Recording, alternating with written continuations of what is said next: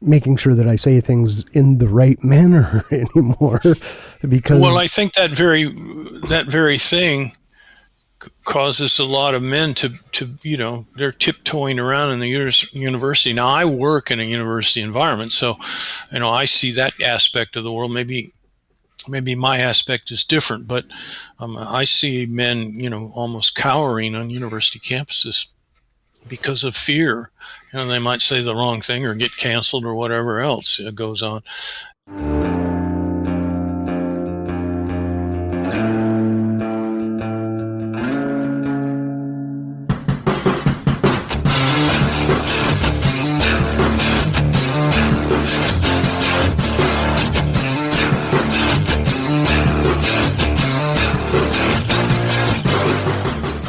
All right, everybody, welcome back to another episode of the Space Tomatoes podcast.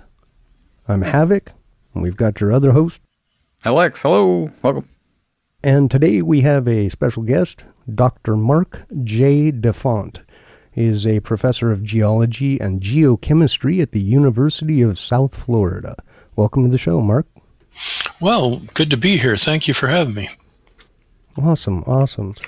So, found each other on Podmatch, and you have a new paper out. I guess it's a new paper you've published. You want to give us a little overview? Sure. You mean about the paper? Yes, sir. Okay. Well, I got interested in evolutionary psychology a long time ago, and of recent I've just been reading an immense amount on it, and started to feel like I had the background to publish papers in it. As you alluded to when you introduced me, I'm not really by training an evolutionary psychologist. My expertise is in geochemistry, and I studied volcanoes for years. But evolutionary psychology got me so interested, I kind of now dabble in it. One of the things that struck me was that feminists were attacking a whole field of evolutionary psychology, and I started delving into it in the feminist literature and realized that it was really because evolutionary psychology was not agreeing with their ideology. It wasn't a matter that they were finding evidence to suggest that evolutionary psychology was wrong. In fact, I've seen in the feminist literature where they're saying, "Hey, I can see why people are interested in this. It does ring true, but we've got to stop this messaging right away because." It doesn't go along with what we want. And that's, in my opinion, that's the wrong way to take science. I'm really science first kind of world. So I make all my decisions based on, what science tells me and what the data tells me. And coming from, a research background in science, I feel like maybe I bring a fairly unique set of tools, to the table about evolutionary psychology and social constructionism. I got a fly flying around here. Anyway, we're in Florida, so that's what you expect. Ultimately, feminists are promoting this idea of social constructionism. Do you or your audience, you think they know anything about this? Or is that something I should go into? Oh, I think you could probably go ahead and go into that a bit.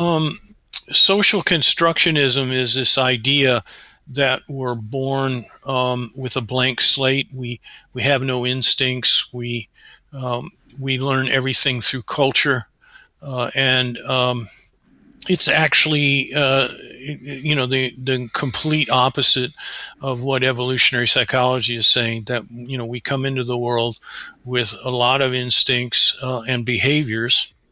Primarily, masculinity and femininity are actually behaviors, so to speak, that we've inherited from thousands and thousands of years, hundreds of thousands, really, of evolution in hunter-gatherer society. So civilization has just been too short for evolution to have impacted us, the 10,000 years of civilization, from an evolutionary perspective, has not had time to select for different behaviors. So we kind of bring into civilization a caveman kind of mentality, if you will, and those are left over from what was needed to survive in hunter-gatherer society.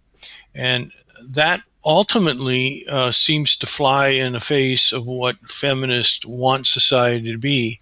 And I think that one thing is doing an immense amount of harm to young men in particular, but also, I think, to young women, because it misunderstands what evolutionary psychology is about. We're not trying to say we need to behave the way hunter-gatherers did. It's just that we have to recognize that we have some of the characteristics that evolved in hunter-gatherer society that we bring in today that forms our opinions and our ideas on society. And I'd like to eventually get into some of that if you agree. But ultimately, I think that's the bugaboo with the feminists. And when I started looking at the feminist literature, I really saw a lack of rigor in their approach. Social construction doesn't offer, or at least what they're saying social construction is, doesn't offer any alternatives data-wise. I never hear, when I'm talking to a social constructionist, I never hear from them, oh, well, here's the evidence that suggests that social constructionism is correct. They simply argue against evolutionary psychology.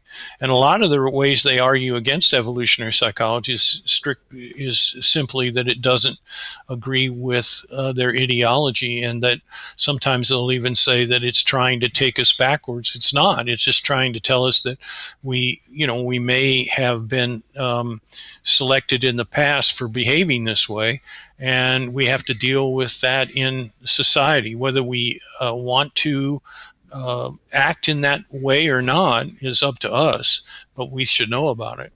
So when you say, I guess one thing I would like to clarify and have some clarification on, right? I think you've got the more classical feminist, which I think there is a good deal of rigor in those studies. Which is, what brought about the civil rights movements, et cetera, right? And I think there's a good amount of information in those that are in the classical that I see there could be benefit to. So when you're talking about this particular field, you're talking about more of the, I guess I would try and use the term neo-feminists, right?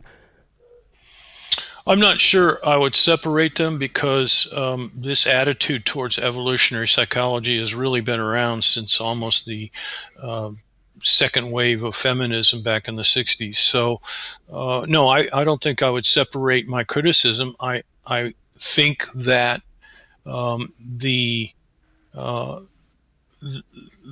the feminists have done in giving a great deal of freedom to women is an outstanding thing.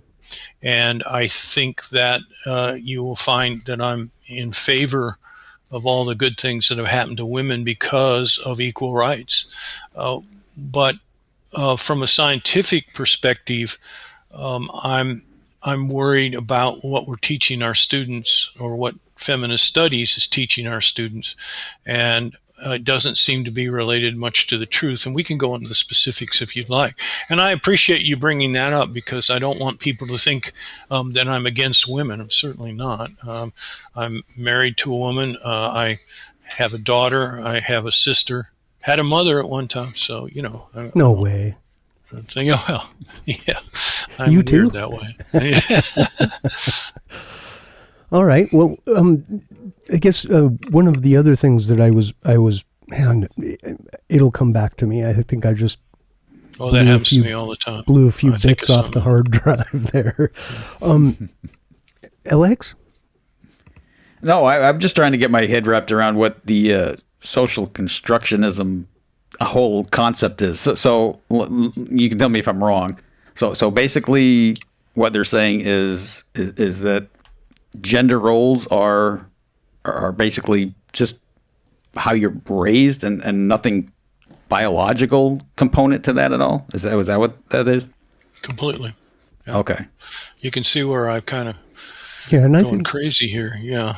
I think because typically, like, since the beginning of time, and I'm not saying that there are definitely outliers in that, especially at this point in time, but children or women have basically raised children, and that's what they were biologically kind of designed for, and the men protected and provided for the women. If I'm wrong, No, well, I don't think you're wrong. no. I think you're right on. Well, I interrupted you, did I? No. it's fine. No, I meant Havok. No, it's fine. I've got. Okay. I guess one thing I was since you opened it up. One thing I was going to say is I definitely agree, right? I mean, there's definitely instinct. There are patterns that come from thousands of years of evolution of existence, I guess, right? That kind of predefine some traits and characteristics, right? And I think society at large, modern society at large, does quite a lot to soften those instincts, to use that social constructionism, etc., to modify some of the innate behaviors, etc., right? And I think that's not always a bad thing if you look at it. I think we were far more predisposed to violence back in the hunter-gatherer days. If you encroach on my territory, you're a threat that needs to be eliminated. Whereas now we, have more tolerance for that, and we use a system that is more, I guess, kind.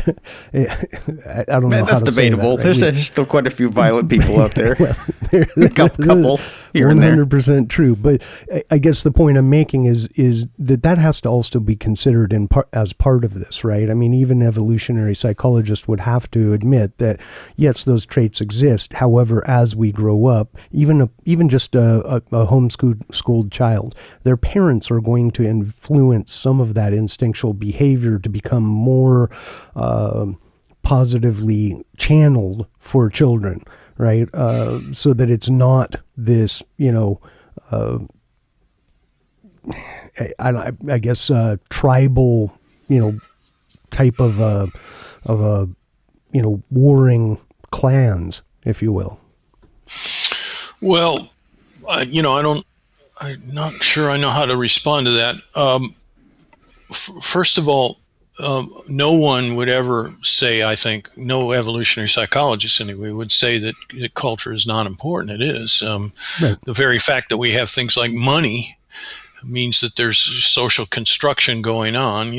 Money has no value unless we give it value in society. However, I find it kind of strange that people would, say, okay, if you're masculine, culture made you that way, when in fact masculinity is strongly tied to testosterone, and testosterone is 10 times higher in males than females, and there's no question that testosterone tends to make men more violent. But for the feminists and those that agree with the feminists to say that men are toxic because some men are violent is simply wrong, in my opinion.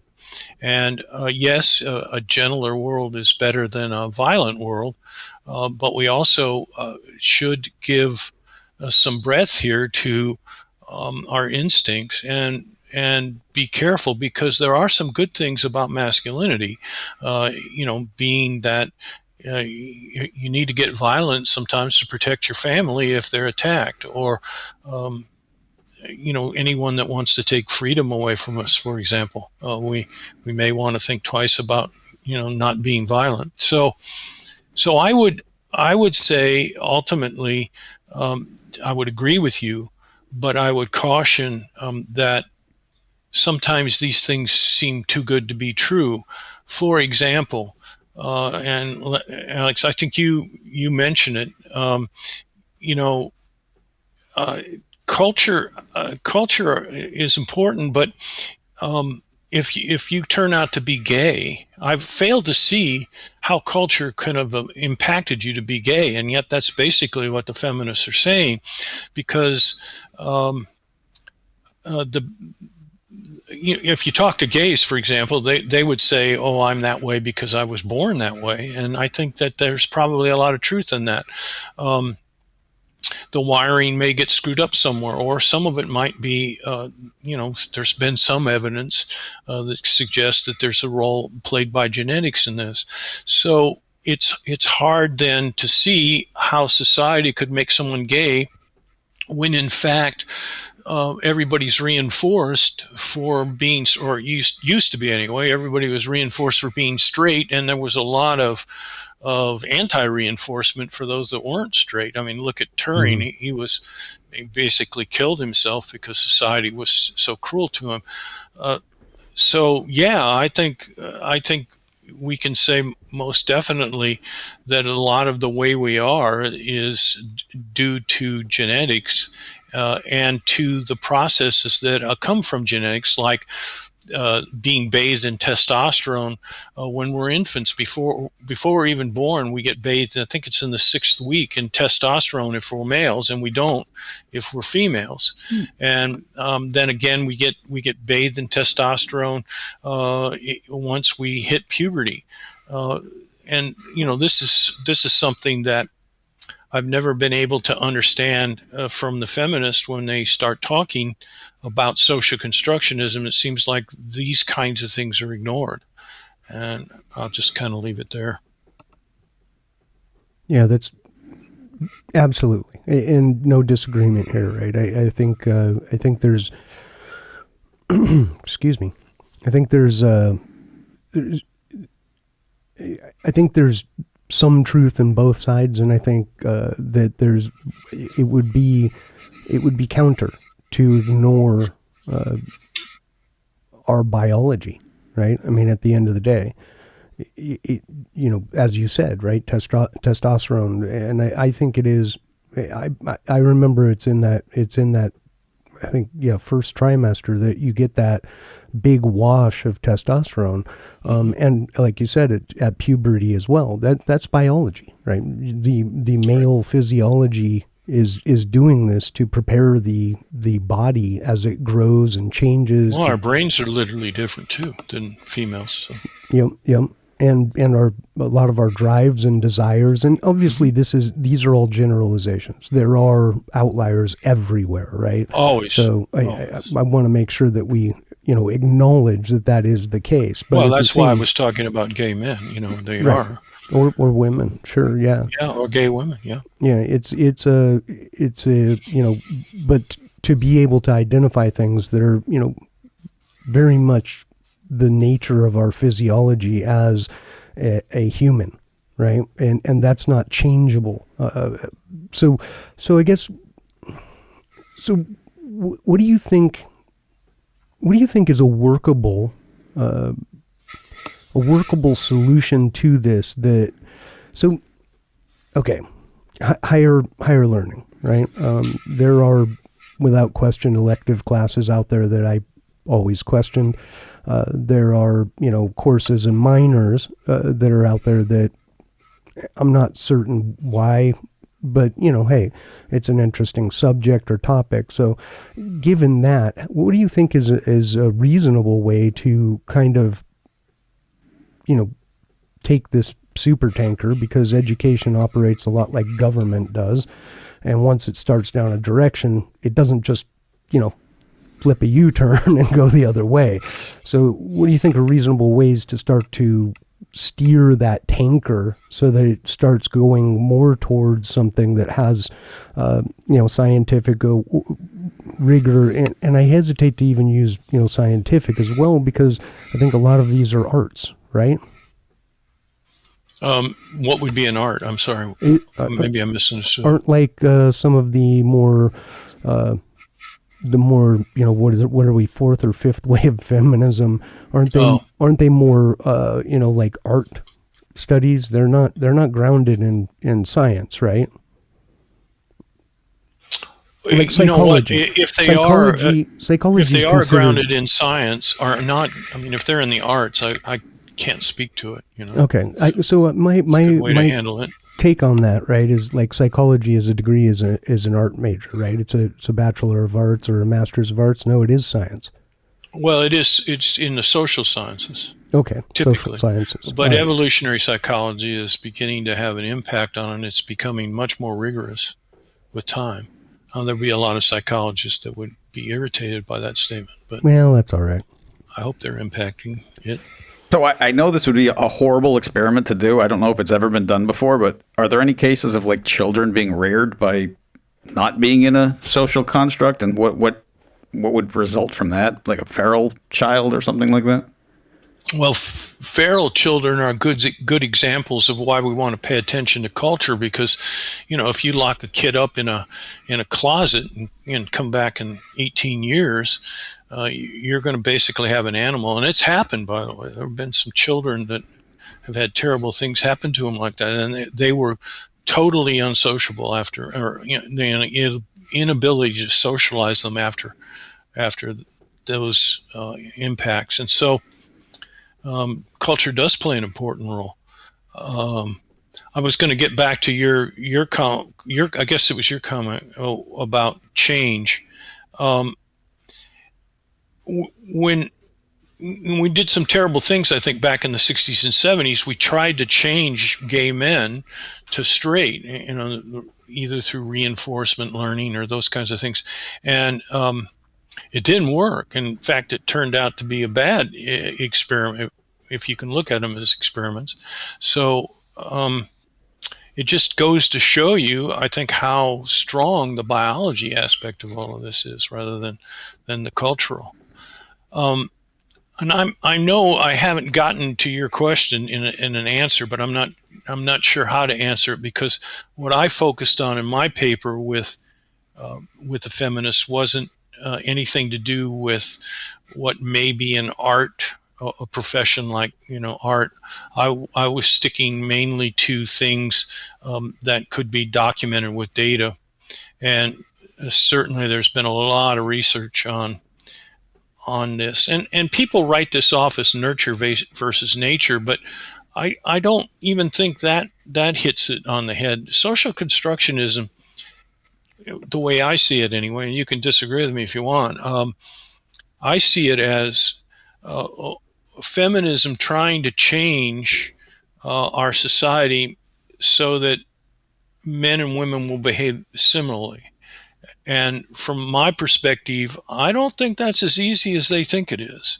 And yet these experiments in trying to get men and women to behave the same, or to do the same jobs even, is complex, and it's not easy to change our society in the way that they think it should be changed. And I think a lot of particularly young men have been hurt by some of the changes that have been going on in our society due to woke and various other things. Yeah, I think there's without question a lot of again ingrained tendencies in male or female individuals. Risk taking being a huge one, right? You just don't see female line workers. Yes. Right. Women are very risk averse, not just in physical construction things, but also in jobs that require 80-hour weeks. Women steer away from those like mad. So if you're wondering why we don't get a lot of women competing in STEM or computer science or those, they don't want the hassle. They want the flexibility to be able to have off time, and they don't understand why men don't. So. Yeah. And being a man, I understand why, because I think I think a lot of my self-worth is wrapped up in how I do my job. I can't put it any other way. Although I'm not sure I have the answer to that. Yeah, I always describe it as a desire to win. It is just, I don't know why, but it's Competitive. It is, and it can be the most inane thing. Yeah. And I have to win. Like I have to make this. This has to work. It's going to. This will happen. Yes. Yeah. And then success becomes a very important part of your life, and so I think that we're trying to make men more like women, to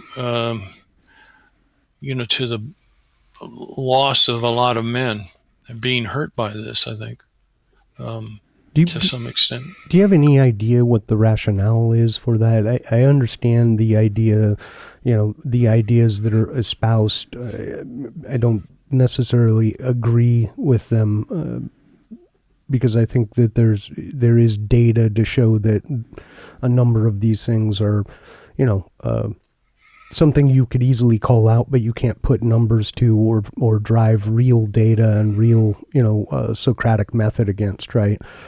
Things like, the, toxic masculinity, the, patriarchy as the oppressor, right? And I think,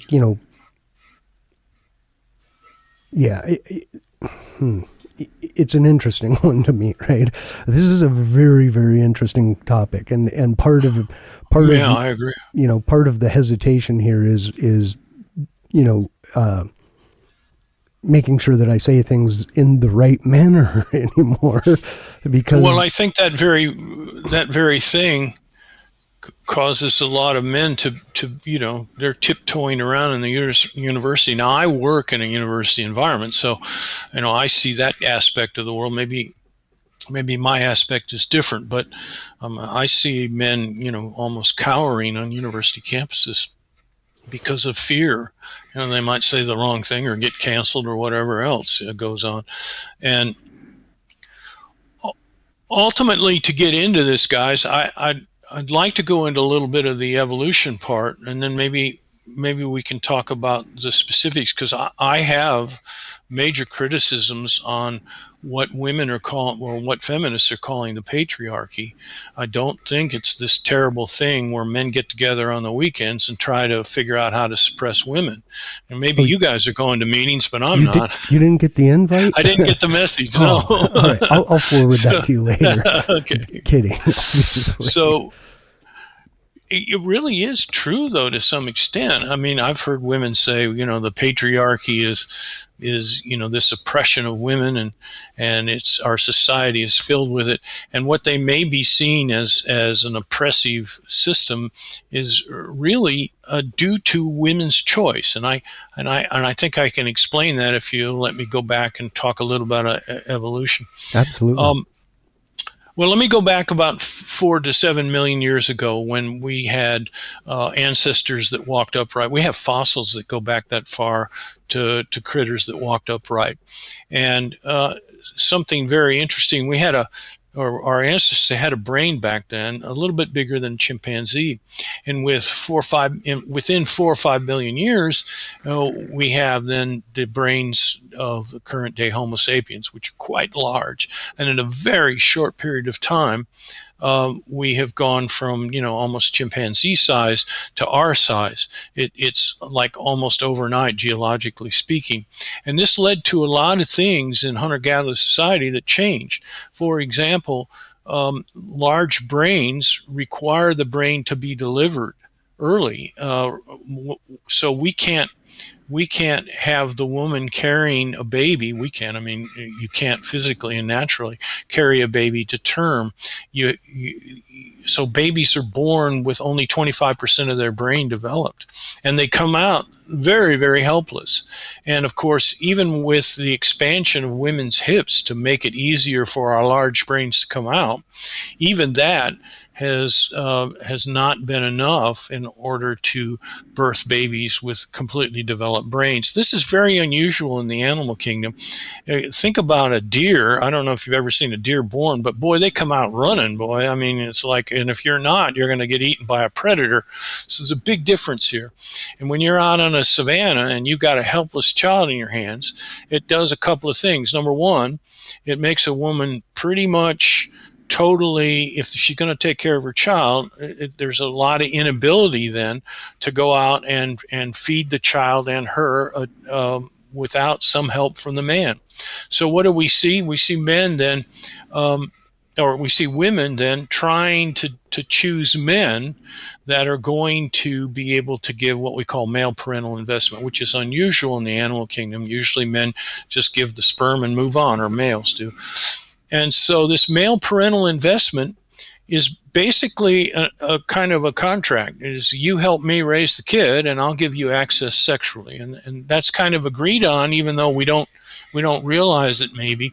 And in today's society, of course, we lose a lot of that because we have the pill, so women can be much more free. But I think anybody that's dated realizes that women are a lot less willing to have indiscriminate sex than men are.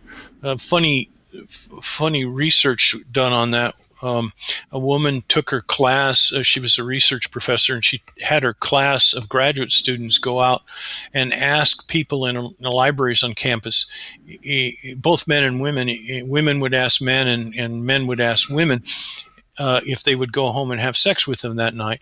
And I think, 100% of the women, not surprisingly, said no, and 75% of the men said yes. The other 25% gave reasons why they couldn't, feeling guilty almost that they couldn't, like I'm married, or whatever excuse they gave. I think that kind of sums it up pretty well, that men are much more willing to have indiscriminate sex, and there's a good reason for it, because women might end up pregnant and having to raise a child in a hunter-gatherer society.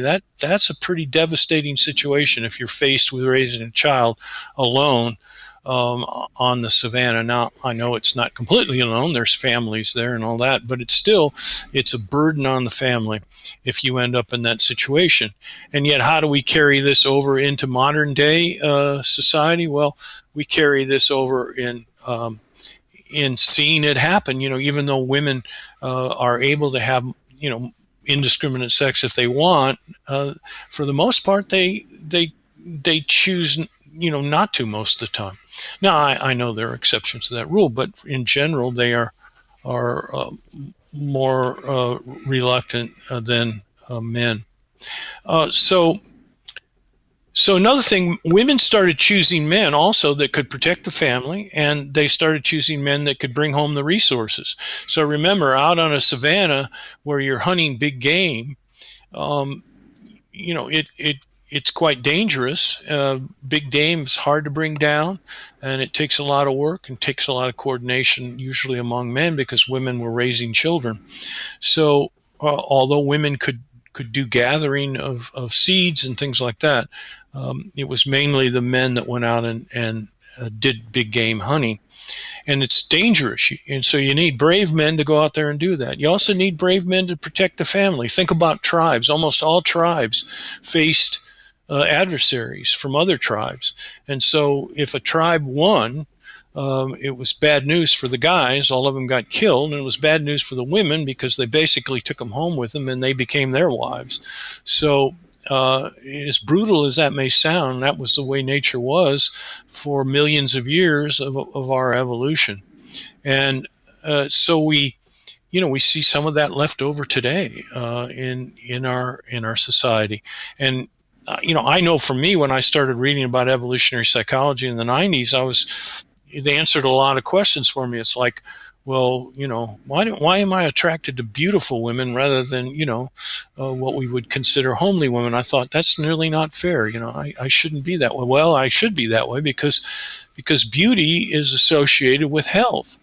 And so men are really looking for healthy women when we try to find attractive women, and also youth. Men men want young women because there's more chance of having children over a lifetime with women that are young. So I know my work in Panama and volcanoes down there, the tribes I ran into, I was seeing 12-year-old girls in the process of getting married, and that's something you wouldn't see in our society today. So they're reaching puberty and they're like, okay, time to get married, and so yes, 12 years old, you can have a lot of children from 12 to 40 or whenever you hit the point where you can't have children anymore if you're a woman. So that's good for men and women to produce offspring, more offspring. Today, of course, it's all bets are off. Men and women don't choose to have as many babies as they can. But up until recently, that was true pretty much all over the world, except perhaps the Western world, where people had a lot of children. Even in the Western world, I was going to say, men have a lot of children. Up until the early 1900s, that was kind of how we operated. Yes. You look at start looking at your own family Victorian tree. England. Yeah, look at your own family tree, and it wasn't more than great grandfather or grandfather at this point that had maybe 9, 10, 11 children, right? And nowadays it's one, maybe two, if any. I had a lot of great-great-grandparents that had 12 kids, not a lot, but I had a number of them. My grandmother was one of 13, I think. Ooh, just the thought of raising 13 kids. Whoa. Right. In a one room a one room house in a coal mining town. What were they thinking? Yeah, I know. Right. I've heard comments like people asking, well, what did people do back then? They must have been bored before the internet, but I'm pretty sure I knew what they were doing. Well, they didn't have television. There wasn't much to do except read. Read and make children. You couldn't do that at night if you didn't have a lamp. So, yeah. So the thing that I was getting back to was this choice by women. So think about that. They're choosing high testosterone men, basically. We find in these cultural studies where people have gone out and asked, 60,000. There's been huge studies like this where they asked 60,000 people across all cultures they can get their hands on, and one of the things they find is that women across all cultures, that is. It suggests biology and not social construction. Across all cultures, women are looking for men that have a high ability to bring home resources.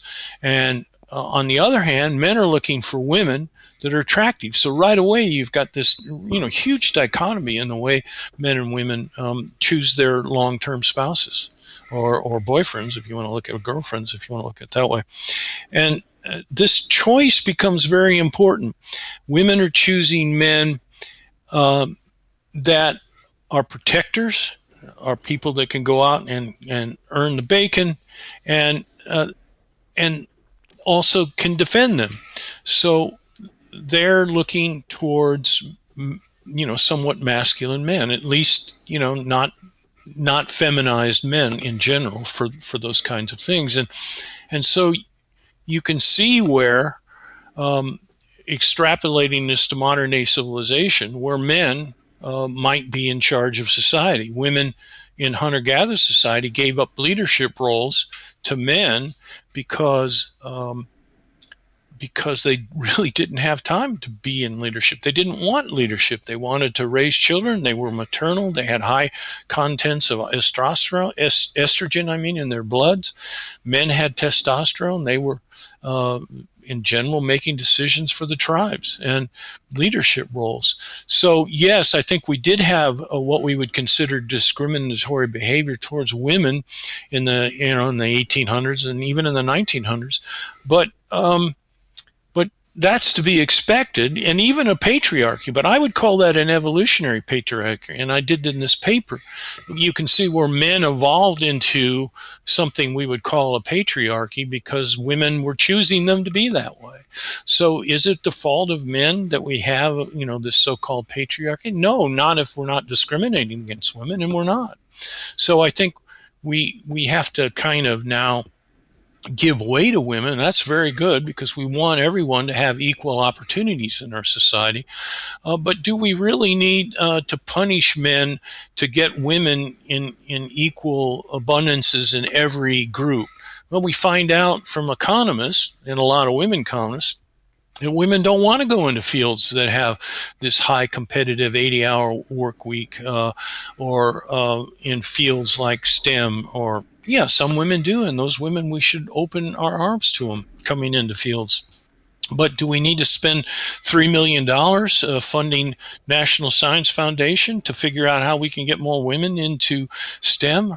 How about just letting them do what they want to do? And if they choose STEM, more power to them. If they don't, well, let's not discriminate against men so we can get women into those. And I think that's where we start seeing where men are being hurt by some of these DEI initiatives. So it's controversial, I know, and maybe you get me in trouble, but I got to speak my mind. I don't, I don't see how, right? I mean, there's data to back that up, right? There is. It's if you but want to data refute never it, stopped the feminists in my department. well, if you my university. if you want to refute it, go gather data and put together a paper and show how it's wrong.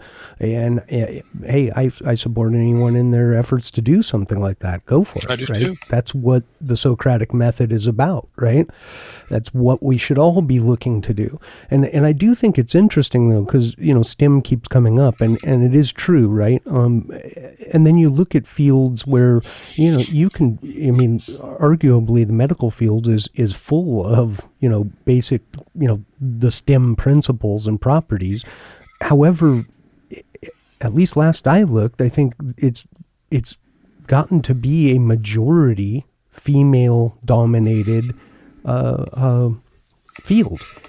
And medical has, yeah. Yeah, and I think one of the interesting things there, and it plays back to evolutionary psychology, is that is a role with a high degree of care that goes into it. It's not uncaring, cold, scientific, hard fact. It is a bit of that and a bit of caring, and there's more to it. And I think that right there is the thing that really, at least in my eyes, really kind of makes that those fields, the STEM fields, less attractive to women. It's cold, it's calculating, and it's uncaring. Data doesn't care if you like the numbers or not. Data doesn't care if the numbers agree with you or not, right? It's just data. But this is where I take issue with feminists, because they have this cancel culture where if you don't agree. I don't know if you're familiar with Helen Andrews or not, but she's written this wonderful paper called The Great Feminization. It just came out late last year.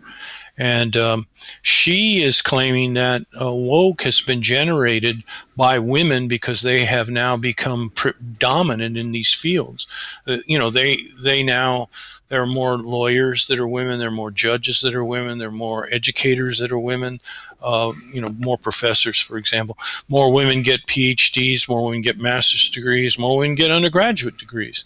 So we might be seeing the birth of wokeism as something that has been generated because women are very hesitant to have free speech. They don't like free speech as much as men do, and they tend to want to stifle any disagreement because they want to have no conflicts in the society. They want everything to run smoothly. This may be one of the reasons why they're trying to get men to behave more like women, and that's where the great feminization comes from. I could go into some other things that she goes into, but I find that to be very, very telling and interesting. It definitely is interesting. And DEI would be women are much more caring about other people. And you can see how this plays in DEI. They want to make sure that everyone's treated fairly in hiring. It's a good idea, but when you start discriminating against the more meritorious, then you run into some bad things for society. I can guarantee you that the Chinese are not trying to get, everybody and high diversity in their society. They're interested in getting the best doing it, and ultimately that's who we're competing against. And I find that feminists misunderstand how competitive the world is. I mean, if you come from evolution, it's almost basically, you understand how competitive it is all the time, for both men and women. I recall hearing someone, and I can't for the life of me remember where I heard this, but I think it stuck with me. Not because necessarily I agree or disagree with this, right? But the desire to mitigate conflict as a norm, right? And that right there, I could see some merit to that, right? I mean, we've been around. We live in the supposed enlightened society that we live in, yet we still have a problem where we can't seem to stop killing people. Okay, so maybe there's some room for a toning down of that in certain areas, but at the same time, it is something I see as being innate in human nature in general. So I guess it's, I don't know.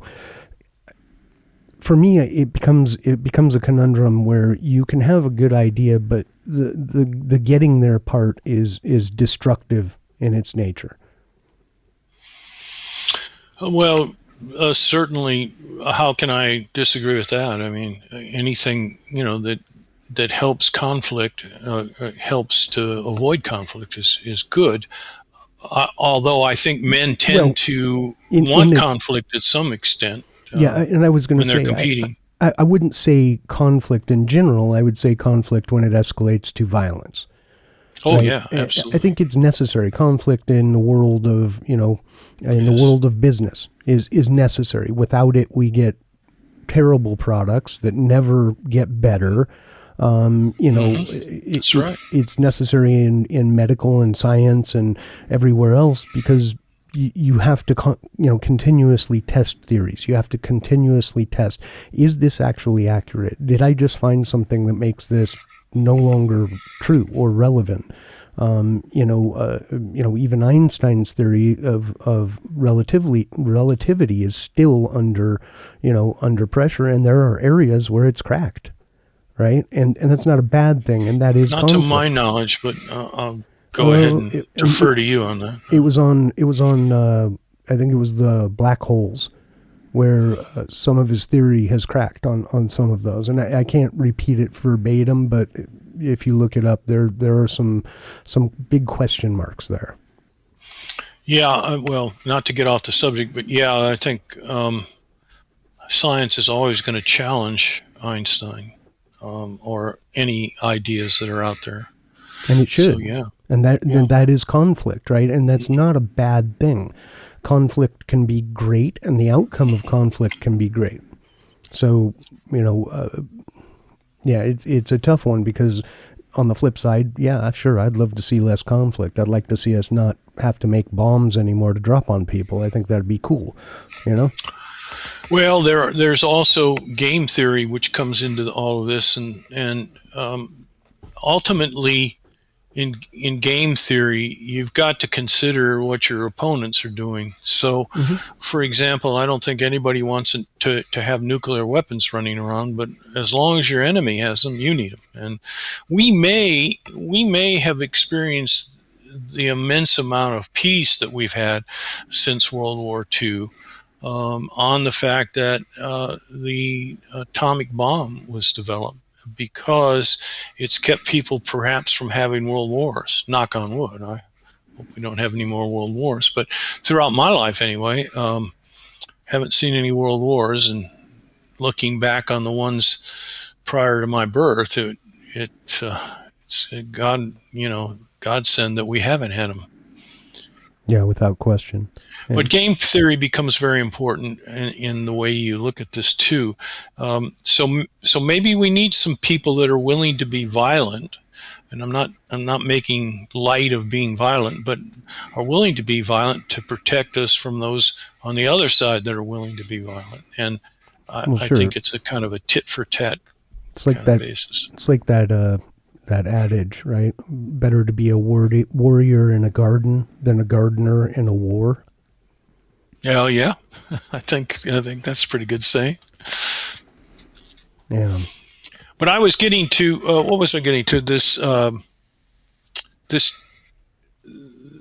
change. I would argue, based on some of the things I've just told you, that because feminism is geared towards social constructionism, fat studies, where they're saying that you can be healthy and fat and overweight, obese, for example, at the same time, is doing a disservice. We need people searching for the truth on university campuses, and those that want to have ideologies or promote political ideas, those should probably be in think tanks, not on university campuses. So I'm arguing that feminist studies be removed from campuses, where they can function as whatever they function as, political entities, where they don't have to worry necessarily about getting the evidence and data to back up their ideas. Whereas in the university campus, when you're talking to young students with young minds, I think you should be supporting your data and your information. I know that's controversial, but it's certainly a scientist's view of the world. Yeah, I guess I would struggle to find the controversy in education being based around solid, data, facts, or fact finding. Right, there may be a lack of data somewhere, and that's a great place to write a thesis. Right, but and that again furthers that data-driven approach to education. Well, take fat studies, for example. I was literally astounded to find that there were people saying health at any size. And you can be healthy like a sumo wrestler and be very healthy, but almost obese. But that's a whole different story than a sedentary person who's overweight and saying, oh, that person can be healthy too, or that the patriarchy makes us not to like overweight women, and that culture is forcing us only to be attracted to attractive women. That's just not, that doesn't make any sense.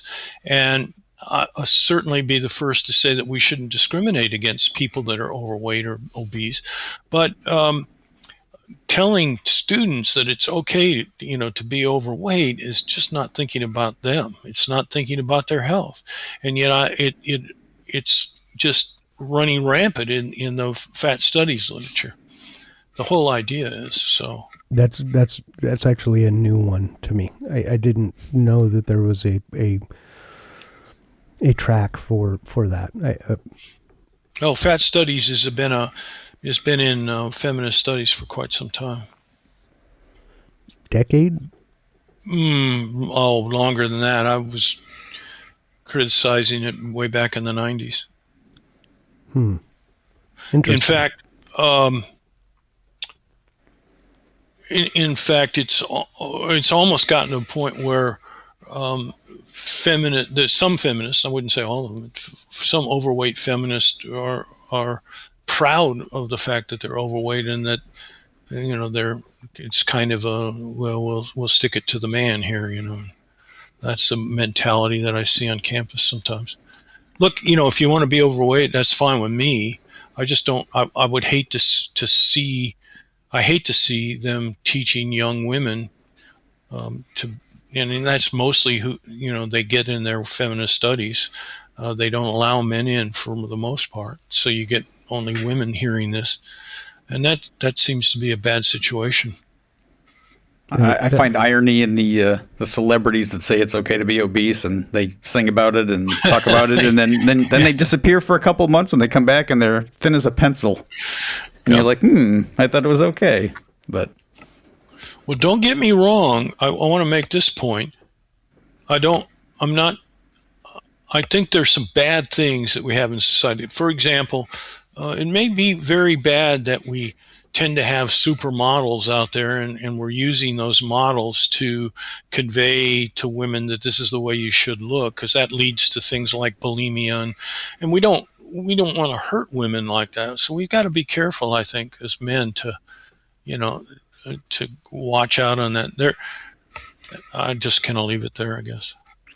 No, and I think that is important, right? I think, and it's also interesting to think, what we see today as being beautiful.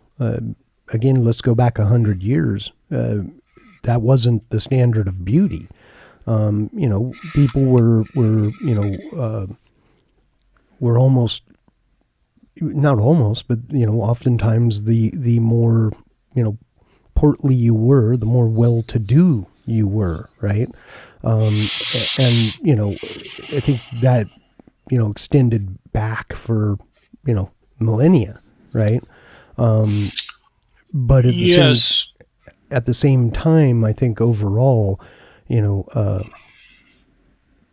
there's been there's been a big shift, and I agree with you on the supermodel part immensely. I spent a period of my life doing,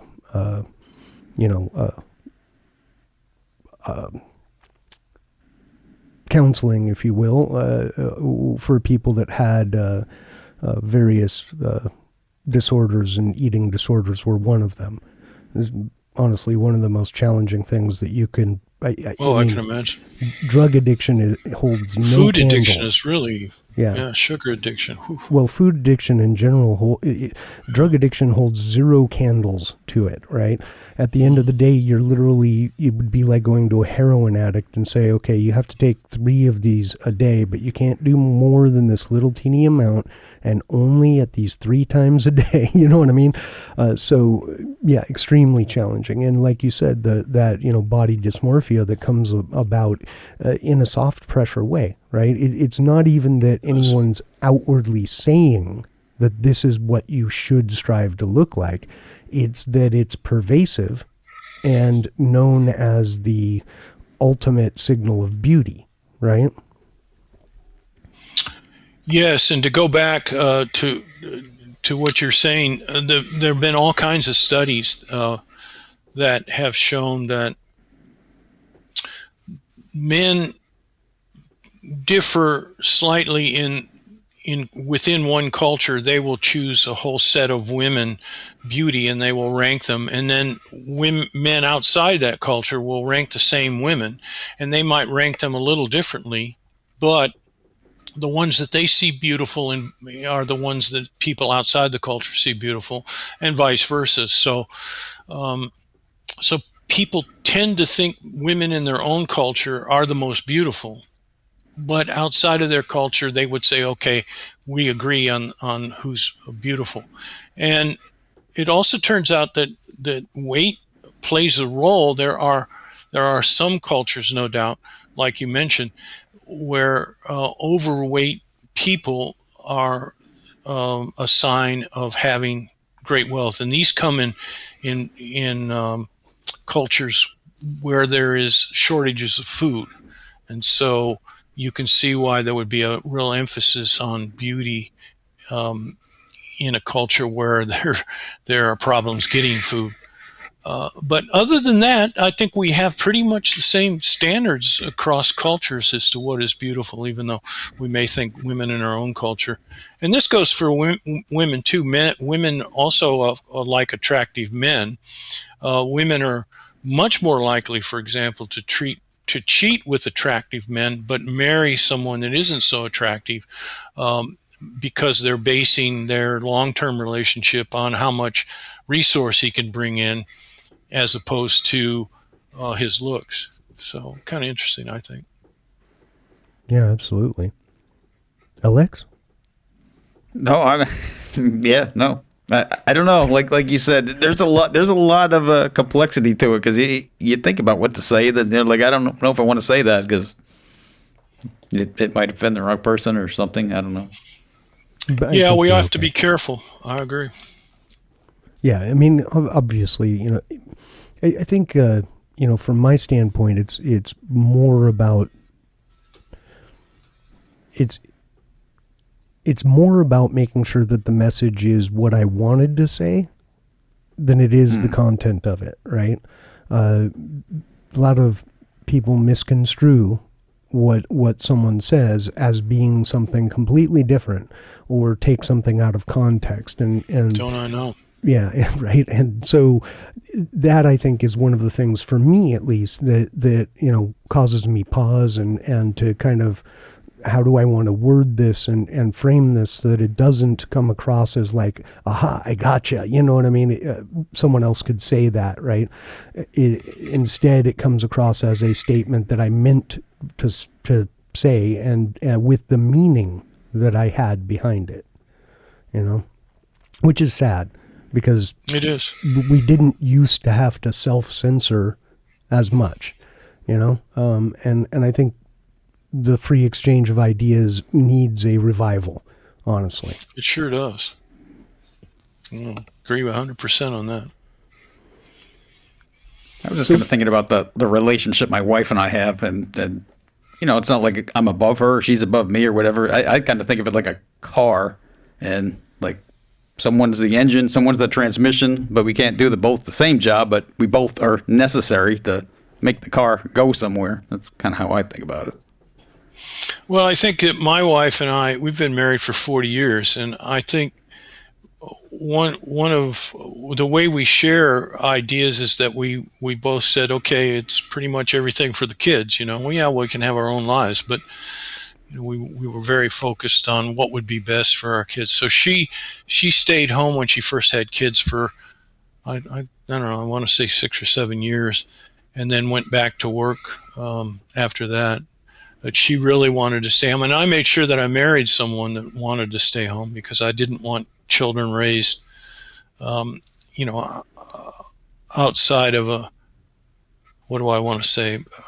where both parents worked. So, and my wife really wanted that too. I'm not saying that's best for everybody, but I think ultimately, though, it's good for the kids. Well, I think there's a lot of value to that, right? I would say nowadays it's become exponentially more difficult to achieve that level of independence and being able to do that. We don't, at least, not in quite some time. We haven't lived in a world where, a single family a single family with children can have a single person working and be able to do that and provide in a manner that is... Well, we went without a lot to do that. I mean, we did, but it was consciously done. So. Sure. And I mean, even more so today, right? I think so. I look at the price of things. Right? Oh, yeah. And especially, and this is going to be dependent on your age and a number of other factors, but in general, if you're under 30 and you're out there wanting to start a family, I think it's going to be a really, really difficult thing to put yourself in a position where you can have a single working parent and one that stays home. I think financially it's just almost... it's near impossible unless there was something set up, some form of generational wealth or something that allows you at least some breathing room, or you were really, really good with finances and managed to put together a solid nest egg, right? Yeah, that's one of, I think, the bad outcomes of feminism was that, we sort of forced a situation in our society now where both men and women have to work. And I think, it kind of hurts the kids. You have a lot of lock-key kids now coming home and, or having to go when they're younger off to, I wouldn't say be raised by someone else, but certainly they don't get to be around their parents as much as they would. You're certainly getting input from people that may may or may not share the same values and ideas that you do, right? Correct. And yeah, I would also say, I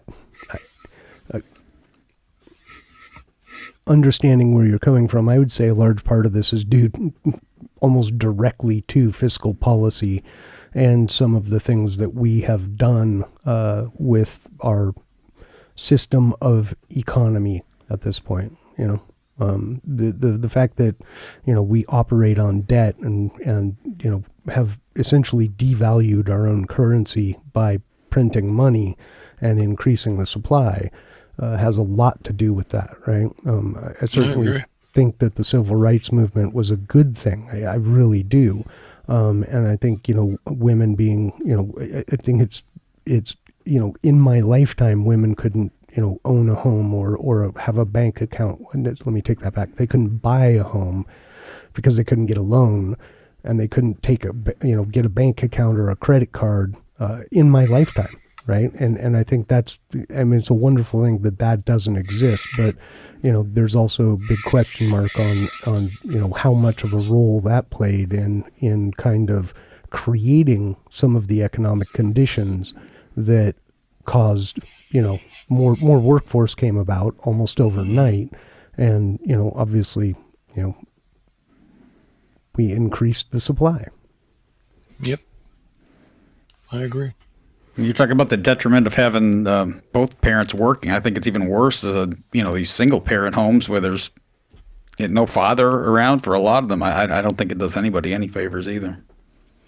I would agree with you. And this, of course, is something that feminists do not like to talk about. But I think eventually it has to be addressed. Is it in the interest of your kids, best interest of your kids, to not have a parent around? And if it isn't, is there a way to work around it? Yeah, I'd agree with that. I think there's a lot of room for improvement in that.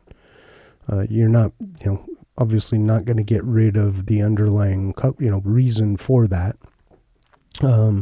But, what happens afterwards? I think there's a huge amount of room for improvement in the system, and part of it being,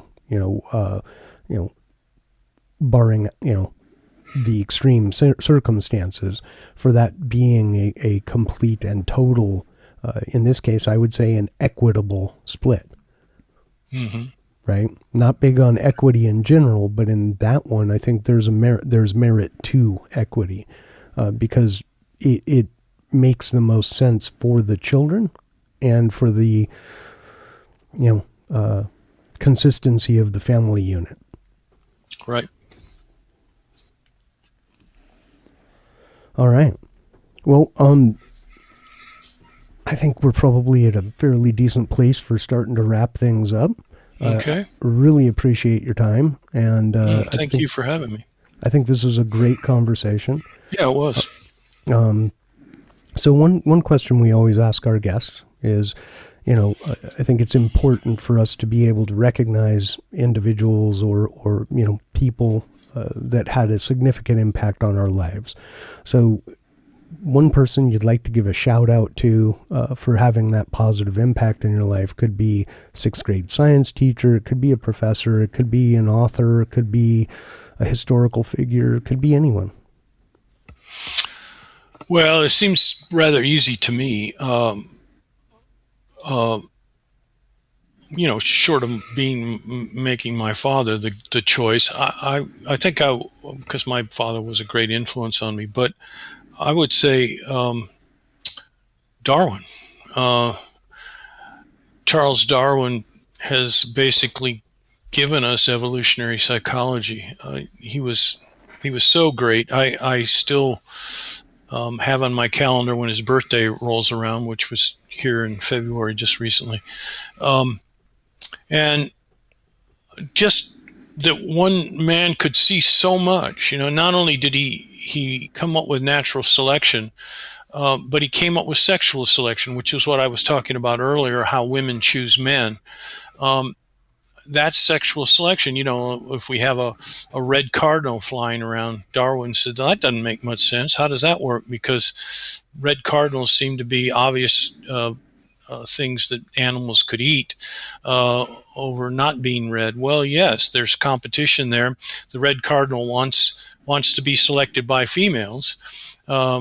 That's why they're red, because for whatever reason, females like red cardinals, but so do cats. So, you're rolling the dice there.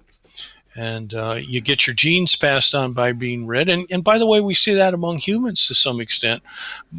Men are much bigger risk takers than women in general. I know we have a lot of risk takers out there that are women, but men are generally more bigger risk takers. And so, and it's one of the reasons why men die so young. Men tend to die much younger than women. And by the way, men kill men much more than they kill women. And that's all back to this competition thing. So it all seems to make sense in a big picture kind of way. But yes, Darwin, I would go with Darwin. Awesome. That's an interesting choice. At least it wasn't Maslow.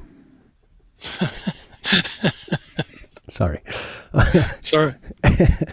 All right. Well, thank you very much for your time. Do you want to take a little bit of time and tell people what you're working on, what you've got going on, anything, point them in a direction? Yeah, I've just gotten involved with the Comet Research Group. This is a group that thinks that, and I agree with them, that thinks that at the end of the Younger Dryas, which existed about 12,800 years ago, something struck. A comet, might have been a meteorite, might have been many probably, that struck Earth and caused perhaps the end of the megafauna, the mastodon, the woolly mammoths, the saber-toothed tigers, and maybe even Clovis culture here in North America. So very interesting, finding a lot of evidence for it. So yeah, that's what I'm working on. If I could say so, if you want to see some of the papers I've written, you can check me out at marcdefant.com. It's MarcDefant. And if you want to contact me, you can find my email there too, if you'd like. Wonderful. Well, that's an interesting one, and one I've been following for a bit of time as well. So. Oh, you know about it? Okay. Oh yeah, absolutely. I can't remember the gentleman's name at this point. I can see his face, but that I was introduced to the theory of this by a while back, and I was like, and then I started, looking at what was being presented, and I was like, okay, well, maybe this makes sense, So it's an interesting thing. So that's pretty cool. All right. Well, thank you again for joining us. It's good being with you guys. Thanks a lot. Thank you. Yeah. Well, thank you again for watching us for another episode of the Space Tomatoes podcast. You know where to find us. We're everywhere. Literally everywhere. Just type in the Space Tomatoes podcast and you'll find us. YouTube, Spotify. We're now on fountain.fm. So if you want to go check us out there, support us through Fountain, you can. And we also are now on Nostr, which is a protocol and censorship resistant because nobody owns your account except you. So check that out too. And remember, wherever you are, whenever you're watching this, have an amazing day. See you, everybody.